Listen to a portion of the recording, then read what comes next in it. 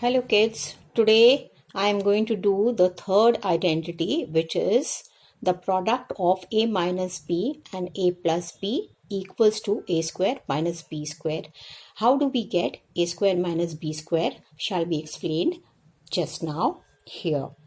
A minus b multiplied by a plus b gives me a square, a into a and a into plus b.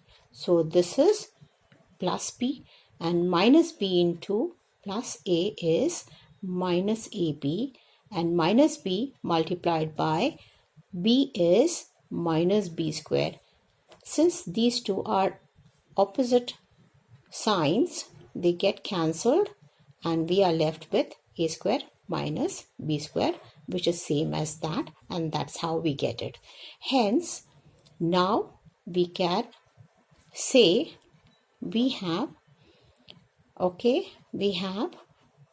done the three most important identities.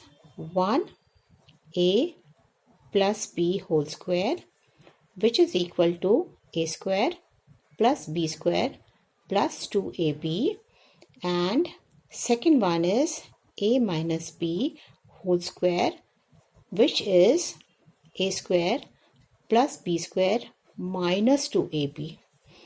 Third one is a minus b, a plus b, which is equal to a square minus b square. It will be very interesting for you to notice that in either plus or minus of these two squares, we have these two always coming as positive. The difference lies in these plus 2ab and minus 2ab. So do remember this. You need to learn them very well. Thank you so much. Bye.